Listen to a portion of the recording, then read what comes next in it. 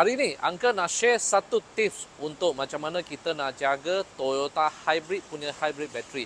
Jika awak pakai kereta hybrid dan awak tak nak bateri awak cepat rosak, save video ini dan tengok sampai habis.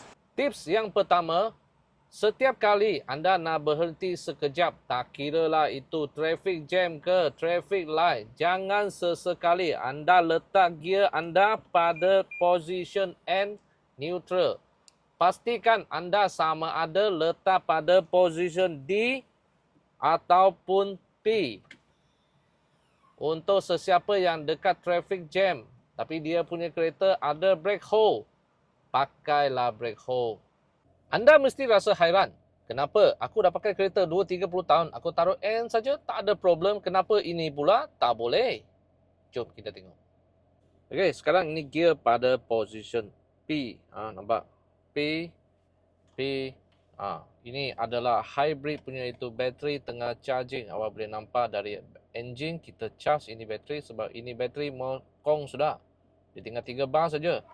So, kita tukar ini gear pergi N. Nampak?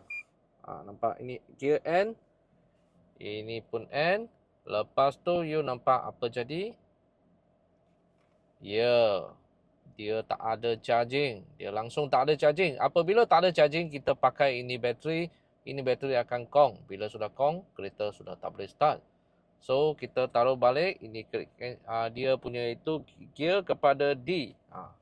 Taruh D, nampak dia tengah charging lagi. So, hanya P ataupun D sahaja boleh charging. N tak ada charging tau. Tips yang kedua, aircon belakang mau buka. Ini adalah aircon belakang punya itu button. So, sekarang aircon belakang sudah buka. Ini macam ada lampu, ini adalah tutup. Ini adalah buka.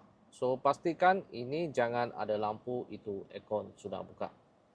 Tips yang ketiga adalah, ini driver, belakang ini ada satu passenger. So, passenger punya itu seat, bawah sebelah sini ada satu itu net. So, ini adalah satu itu ventilation punya itu hole. Dalam ada filter. Di sini, jangan blok apa-apa benda. Pastikan aircon buka.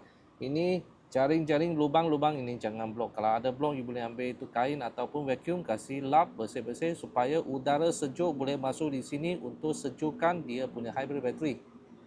Okey, itulah 3 tips macam mana kita nak jaga Toyota hybrid punya bateri supaya tak ada cepat rosak. Saya adalah Uncle Lim daripada Toyota Balakong Selangor. Kalau awak nak beli kereta Toyota, jangan lupa cari Uncle Lim. Untuk sesiapa yang belum follow Uncle Lim, kliklah sebelah sini untuk follow sama Uncle Lim.